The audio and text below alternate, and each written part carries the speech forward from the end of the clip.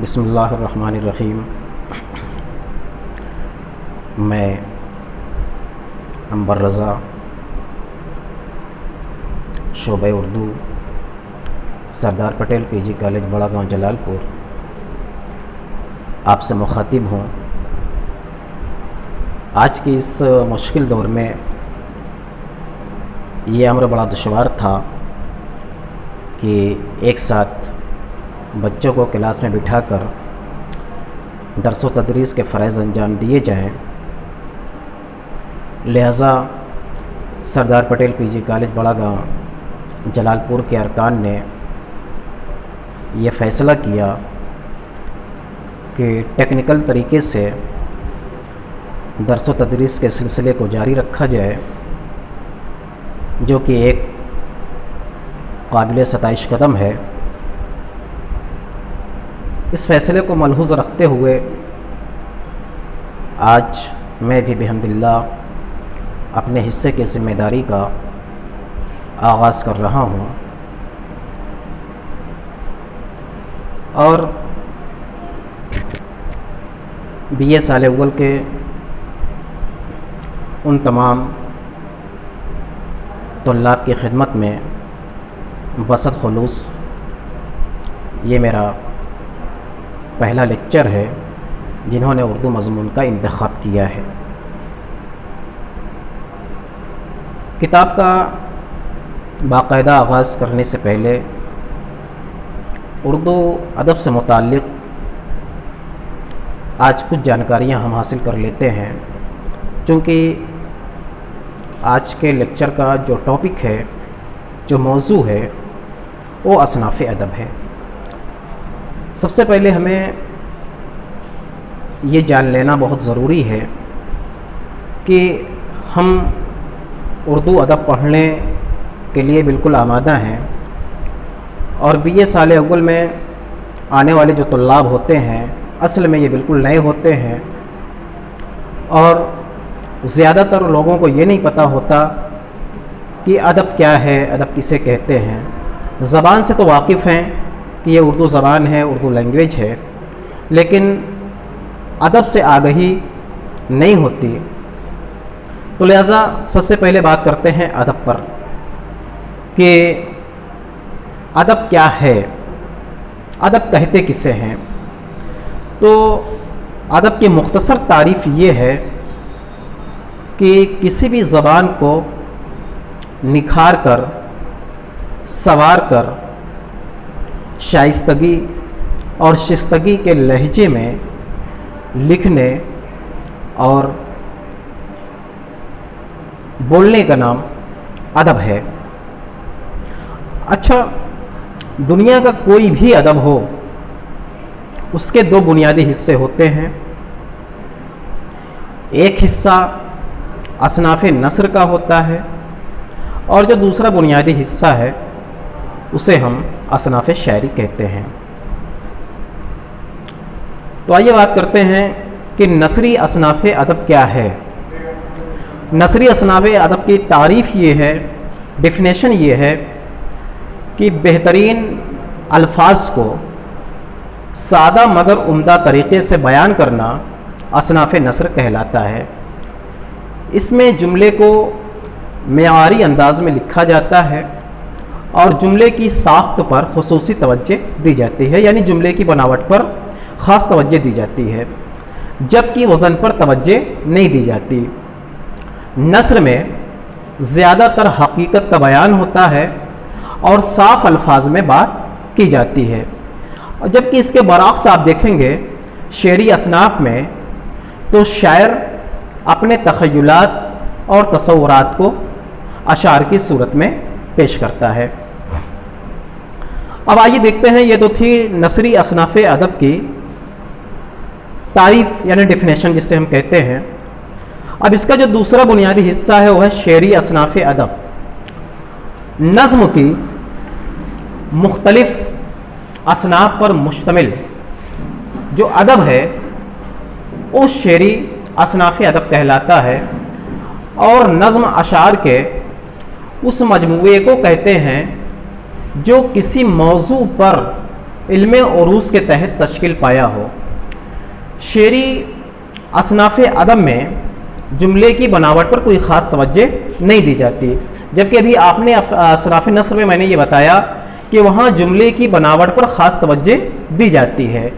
लेकिन इसके बरअक्स आप ये देखेंगे शेरी असनाफ़ में यहाँ जुमले की बनावट पर कोई ख़ास तवज्जो नहीं दी जाती, लेकिन जिसका अंदाज़ है वो बहुत दिलकश और दिलनशीं होता है। इसमें अल्फाज की तरतीब का कोई ख्याल नहीं रखा जाता, मगर औज़ान का ख्याल रखा जाता है। अच्छा, अभी दरमियान में बात आई थी इल्म उरूस। इल्म उरूस क्या है? इल्म उरूस एक ऐसा ख़ास इल्म है कि जिसमें शेर के वज़न या उसका मौजू या मौजू का ना होना मालूम किया जाता है। इल्म उरूस के तहत अशआर के लिए कुछ मुख्तलिफ औज़ान मुकर्रर किए गए हैं, जिनको हम बहर कहते हैं, या हर वज़न बहर कहलाता है। अच्छा, बहर क्या है? बहर चंद ख़ास लफ्ज़ों और अरकान से मिलकर तश्कील पाती है, जिससे शेर के वज़न को नापा और तौला जा सकता है। तो ये थी नसरी असनाफ़ अदब और शेरी असनाफ़ अदब की मुख्तसर तारीफ़। अब उसके बाद फिर बहरहाल आइए अब देखते हैं कि नसरी असनाफ़ अदब क्या है। असनाफ़ चूँकि जमा है लफ्ज़ सिन्फ़ की, और सिन्फ़ के माने होता है किस्म, जिसे हम अंग्रेज़ी में टाइप्स कहते हैं, जिसे हिंदी में प्रकार कहा जाता है। तो नसरी असनाफ़ अदब के भी दो अहम बुनियादी हिस्से हैं। जो पहला हिस्सा है उसे हम अफ़सानवी नस्र कह सकते हैं, और जो दूसरा हिस्सा है उसे हम गैर अफ़सानवी नस्र कहते हैं। अफ़सानवी नस्र में कौन कौन से सिन्फ़ें शामिल हैं? दास्तान है, नावल है, नावल्ट है, अफसाना है, अफसानचा है और ड्रामा है। इसी तरह से गैर अफसानवी नस्र में भी कुछ मखसूस सिन्फ़ें शामिल हैं, जिसमें आपका मज़मून है, ख़ाका है, ख़ुतूत यानी जिसे हम मकतूब भी कहते हैं, फिर सफ़रनामा है, आगे खुद नविश्त है जिसे हम आप बीती भी कहते हैं, फिर आगे तंज़ो मिज़ा है। अच्छा, अब आइए देखते हैं कि अफ़सानवी नस्र में जो दास्तान सिन्फ़ शामिल है। दास्तान क्या है? ज़माने क़दीम में अगर आप देखें, पूरी तारीख़ अगर आप उठाएं, आप पीछे जाएं, तो आप देखें कि ज़माने क़दीम में, पुराने ज़माने में दास्तान का रिवाज आम रहा है, क्योंकि उस ज़माने में लोगों के पास तफरी और इंटरटेनमेंट का कोई ज़रिया नहीं था। तो उस ज़माने में बहुत ही शौक़ से लोग दास्तानें सुनते थे, पढ़ते थे, और दास्तानें लिखी भी जाती थी। लेकिन बहरहाल अगर आज के ज़माने में आप देखें तो बहरहाल मामला बिल्कुल इसके बरअक्स है। अच्छा, दास्तान के जो किरदार हुआ करते थे, जैसे बादशाहों, शहज़ादों, परियों, जिन, देव, परिंदों, ये ऐसे कैरेक्टर और किरदार हुआ करते थे कि जिनका कोई ज़िंदा वजूद नहीं हुआ करता था, जिसे हम माफ़ौकुल फ़ितरत अनासिर कहते हैं। बहरहाल ज़माना आगे तरक्की करता गया और लोगों के मसरूफ़ियात में इजाफ़ा होता गया। अब लोगों के पास इतना वक्त नहीं था कि वो बैठकर दास्तानें पढ़ें और दास्तानें सुनें। बहरहाल ज़माना आगे बढ़ता है, फिर ज़माना आता है नावल का। अब नावल जन्म लेता है। नावल क्या है कि नावल में किसी शख्स के मुकम्मल हालात, उसके ज़िंदगी के मुकम्मल वाक़यात, उसकी ज़िंदगी के मुकम्मल हालात और तमाम तर जुज़ियात को कलमबंद किया जाता है या बयान किया जाता है। अच्छा, नावल अगर आप देखें, इब्तिदा में जो नावल लिखे गए, वो इब्तिदा के जो नावल हैं वो बहुत ज़ख़ीम हैं, यहाँ तक कि आप देखें 200-200, 300-300 सफ़हात पर मुश्तमिल नावल होते हैं। और यहाँ तक कि आप देखें तो आपको नावल कई कई जिल्दों में नावल आपको मिलेंगे। तो लिहाजा इब्तदा में लोग शौक़ से नावल पढ़ते भी थे, नावल लिखते भी थे, लेकिन ज़माना की तेज़ रफ्तारी ने जब आगे कदम बढ़ाया तो फिर अब यहाँ पे नावल का जो रुझान है, जो लोगों की दिलचस्पी है, वो कम होने लगी। फिर आगे ज़माना बढ़ता गया तो दौर आया नावल्ट का। ज़माने की तेज़ रफ्तारी ने नावल्ट को जन्म दिया। नावल्ट क्या है? नावल्ट बिल्कुल नावल ही की तरह होता है, लेकिन नावल ज़ख़ीम होता है और जो नावल्ट है वो ज़रा उससे मुख्तसर होता है। उसके बाद फिर बात आगे बढ़ी और जो नसरी असनाफ़ अदब में जो सिन्फ़ है वो है अफ़साने की। अफ़साना कहते हैं मुख्तसर कहानी को, शार्ट स्टोरी को कहते हैं। अफ़साने में क्या है कि अफ़साने में किसी शख्स के किसी एक पहलू पर बात की जाती है और इसकी जो सबसे बड़ी खुसूसियत है वो है इख्तिसार। चूँकि अफ़साना एक ही नशिस्त में इंसान पढ़ सकता है, एक ही बैठक में अफ़साने को इंसान आसानी से पढ़ सकता है, कम वक्त में, मुख्तसर वक्त में अफ़साना इंसान आसानी से पढ़ता है। उसके बाद फिर ज़माने की तेज़ रफ्तारी ने अफ़साने के बाद अफ़सांचे को जन्म दिया। अफ़सांचा क्या है? अफ़सांचा बिल्कुल अफ़साने के बतने से पैदा हुआ और अफ़साना जो अफ़सांचा है वो अफ़साने से मुख्तसर तौर पर लोगों ने लिखना शुरू किया। फिर उसके बाद बात आगे बढ़ती है, जो नसरी असनाफ़ अदब में जो बात आगे है वो है ड्रामे की। अच्छा, ड्रामा क्या है? ड्रामा कहते हैं नक्काली को। और ड्रामे के लिए स्टेज का होना बहुत ज़रूरी है, क्योंकि स्टेज पर जो मुख्तलिफ़ किरदार होते हैं वो अपनी एक्टिंग के ज़रिया वो स्टेज पर एक्ट करते हैं और अपनी एक्टिंग के ज़रिया वो नक्काली करते हैं और अपनी एक्टिंग के ज़रिया दास्तानों को वो बयान करते हैं। तो ये है नसरी असनाफ़ अदब में अफ़सानवी नस्र। आइए अब आगे बढ़ते हैं गैर अफ़सानवी नस्र की तरफ। इसमें आप देख सकते हैं मज़मून है, खाका है, खतूत है, जिसे हम मकतूब कहते हैं। और आपके दरस निसाब में, दरस किताब में मिर्ज़ा गालिब के 5 खतूत भी शामिल हैं। उसके बाद फिर बात आगे बढ़ती है तो बात सफ़रनामे की आती है। अच्छा, सफ़रनामा क्या है? सफ़रनामा ये एक ऐसी तहरीर हुआ करती है कि जहाँ हम दूसरे मुल्क के हालात, वहाँ का रहन सहन, वहाँ की मुआशरत, वहाँ के तौर तरीक़े को हम बयान करते हैं। क्योंकि इसमें क्या होता है, जो मुसन्निफ़ है, जो राइटर है, उसको सफ़रनामा लिखने में किसी और के सहारे की ज़रूरत नहीं होती, क्योंकि जो मुसन्निफ़ होता है वो ख़ुद इसका ऐनी शाहिद होता है। चूँकि वो दूसरे मुल्कों का सफ़र करता है और वहाँ जाने के बाद वहाँ की सक़ाफ़त, वहाँ की तहज़ीब, वहाँ का तमद्दुन, वहाँ का कल्चर, वहाँ का रहन सहन, वहाँ की मुआशरत ख़ुद अपनी आँखों से देखता है। तो लिहाजा वो सफ़रनामे को बड़ी अच्छी तरीके से बयान करता है। तो सफ़रनामे को हम मुख्तसर ये समझें कि जहाँ दूसरे मुल्कों के हालात, वहाँ का रहन सहन, वहाँ की मुआशरत और वहाँ का तहज़ीब व तमद्दुन बयान किया जाए, उसे हम सफ़रनामा कहते हैं। उसके बाद फिर बात आगे बढ़ती है गैर अफ़सानवी नस्र में। तो बात आती है खुद नविश्त की, जिसे हम आप बीती कहते हैं। खुद नविश्त यानी अपने आप, और नविश्त चूँकि यह फ़ारसी का लफ्ज़ है और नविश्त के मानी होता है लिखना। यानी यहाँ मुसन्निफ़ क्या करता है कि ख़ुद अपनी हालात ज़िंदगी को, यानी अपने बारे में तमाम बातों को वो कलमबंद करता है। ये है खुद नविश्त। उसके बाद फिर बात गैर अफ़सानवी नस्र में जो आगे की सिन्फ़ है वो है तंज़ व मिज़ाह की। तंज़ व मिज़ाह क्या है?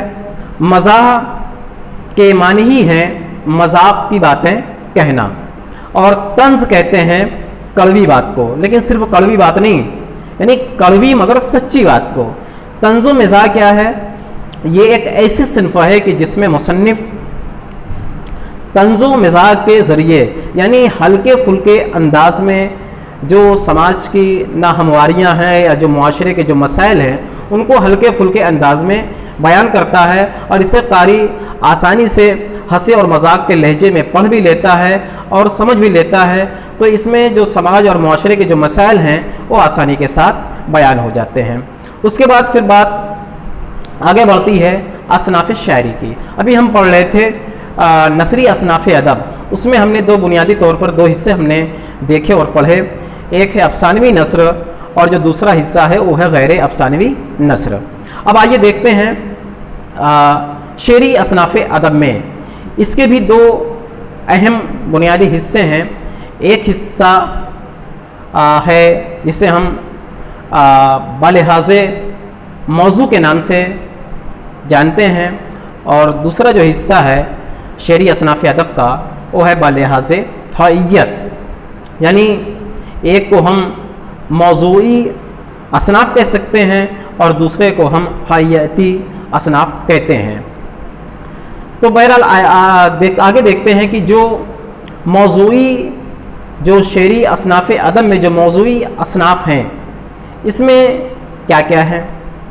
इसमें जो मौजूई असनाफ़ शेरी असनाफ़ अदब है उसमें जो सबसे पहला नंबर आता है उसमें है हम्द, उसके बाद फिर आगे है नात, फिर आगे है मनक़बत, फिर है कसीदा, फिर है मरसिया, फिर आगे है गज़ल, फिर आगे है नज़्म और भी दीगर असनाफ़ सुखन हैं। अच्छा हैयती असनाफ़ में क्या है देखते हैं। इसमें मुसल्लस है, मुरब्बा है, मुखम्मस है, मुसद्दस है, मुसब्बा है और मुसम्मन। अच्छा, मौजू आती जो असनाफ़ अदब हैं या मौजूई असनाफ़ अदब, इसकी मुख्तसर तारीफ़ ये है कि इसमें जो सिन्फ़ है वो अपने मौजू की इनफरादी हैसियत के तहत आसानी से पहचानी जा सकती है। तो आइए देखते हैं कि हम्द क्या है। इसमें जो सबसे पहली सिन्फ़ है असनाफ़ शायरी की, जो सबसे पहली सिन्फ़ है वो है हम्द की। हम्द क्या है? हम एक ऐसी नज़्म को कहते हैं जिसमें खुदाए वादहु ला शरीक की हम्द व सना की जाती है। चूँकि हम्द के मानी ही होते हैं तारीफ़ के, लेकिन हम एक ऐसी नज़्म जिसमें अल्लाह ताला की हम्द व सना की जाए। उसके बाद फिर बात आगे बढ़ती है, बात आती है नात की। नात क्या है? नात पाक में इसमें ये एक ऐसी नज़्म है कि जिसमें अल्लाह के नबी यानी कि मोहम्मद मुस्तफ़ा सल्लल्लाहु अलैहि वसल्लम की तारीफ़ें बयान की जाती हैं। इसे हम नात पाक कहते हैं। उसके बाद फिर आगे नंबर 4 पर देखते हैं मनक़बत। मनक़बत क्या है? मनक़बत में बुज़ुर्गान दीन और फिर सहाबाए किराम की तारीफ़ें बयान की जाती हैं, जिसे हम मनक़बत कहते हैं।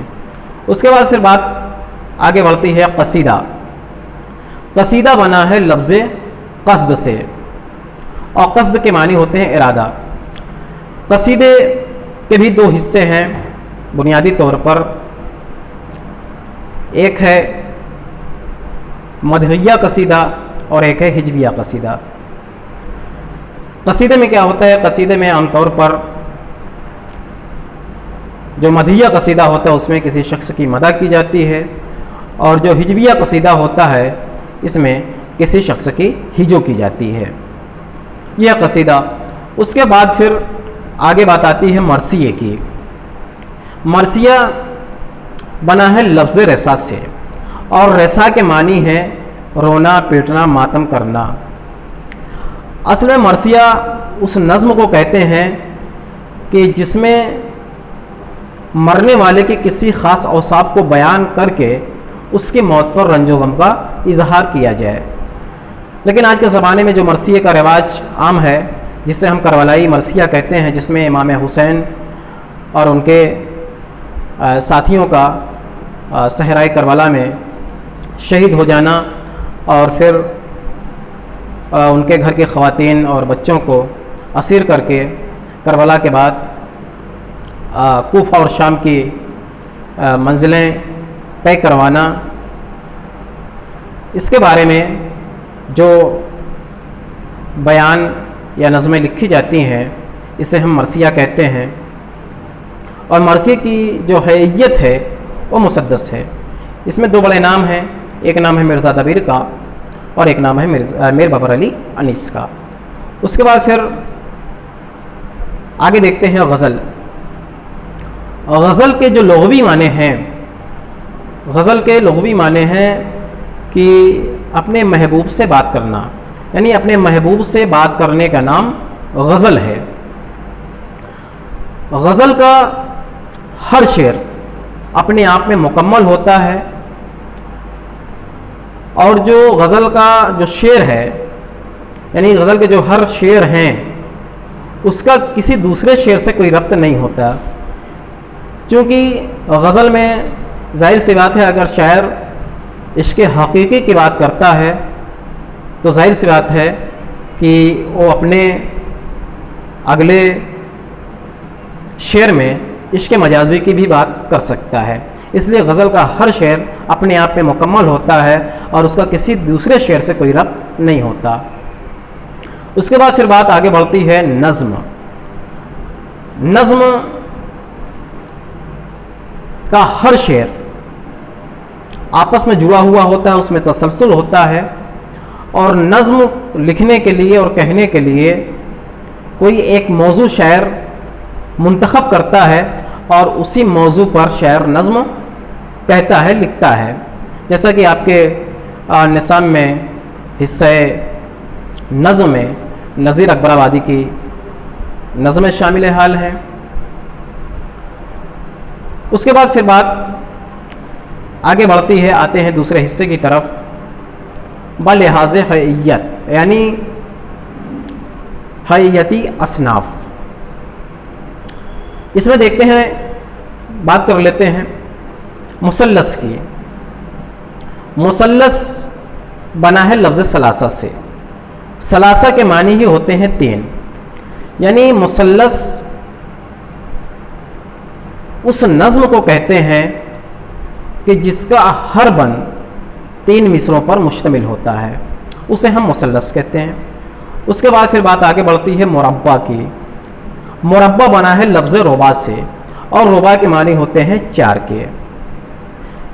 इस नज़्म में क्या है कि मुरब्बा में शायर क्या करता है कि अपने इस नज़्म को शायर हर चार मिसरों पर एक बंद मुअय्यन करता है, यानी जिस नज़्म के किसी एक बंद में चार मिसरे होते हैं या वो नज़्म का बंद चार मिसरों पर मुश्तमिल होता है, इसे हम मुरब्बा कहते हैं। उसके बाद फिर आगे बात बढ़ती है, आती है मुखम्मस की। मुखम्मस बना है लफ्ज़ खम्स से और खम्स के माने होते हैं पाँच के। एक ऐसी नज़्म जिसके हर बंद में पाँच मिसरे हों या जो बंद पाँच मिसरों पर मुश्तमिल हो, उसे हम मुखम्मस कहते हैं। फिर बात आगे आती है मुसद्दस की। मुसद्दस के हर बंद में 6 मिसरे होते हैं, यानी 6 मिसरों पर मुश्तमिल जो बंद होता है, तो ऐसी नज़्म को हम मुसद्दस कहते हैं। आपके दरस निसाब में दो मुसद्दस पढ़ने के लिए हमें दी गई हैं। एक है चकबस्त फैज़ाबादी का एक मुसद्दस है जिसका उन्वान है रामायण का एक सीन, और जो दूसरी मुसद्दस है और मौलाना अल्ताफ़ हुसैन हाली की है जिसका उन्वान है मुसद्दस मदू जज़रे इस्लाम, यानी इसके हर बंद में 6 मिसरे होते हैं। फिर बात आगे बढ़ती है, आती है मुसब्बा की। मुसब्बा, इसके हर बंद में 7 मिसरे होते हैं, यानी कि एक ऐसी नज़्म कि जिसके हर बंद में 7 मिसरे हों या 7 मिसरों पर और बंद मुश्तमिल हो, तो उसे हम मुसब्बा कहते हैं। उसके बाद फिर आगे बात आती है मुसम्मन की।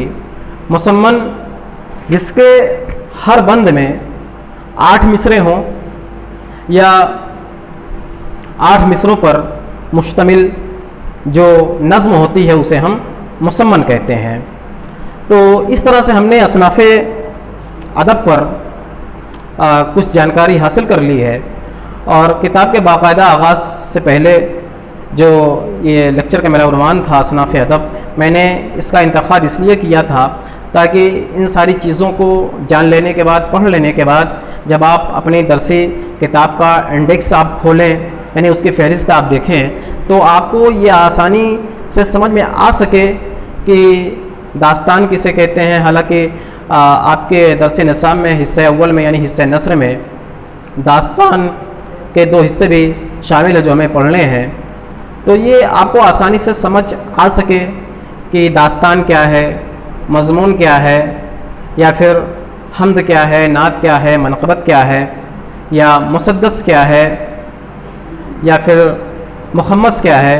जैसा कि नज़ीर अकबराबादी की 2 नज़में शामिल निसाब हैं।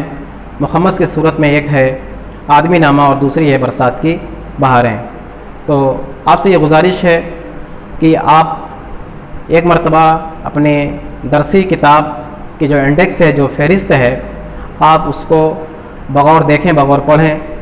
जब आप एक मरतबा इस लेक्चर के बाद जब आप अपने दरसी निसाब की फ़हरिस्त को जब आप देखेंगे, पढ़ेंगे, तो ज़रूर आपकी समझ में वो इंडेक्स और फ़हरिस्त समझ में आएगी। बस आज की इस लेक्चर में इतना ही। इंशाअल्लाह जल्द ही मैं नए लेक्चर के साथ, एक नई वीडियो के साथ आपकी खिदमत में हाज़िर होऊंगा। तब तक के लिए खुदा हाफिज़।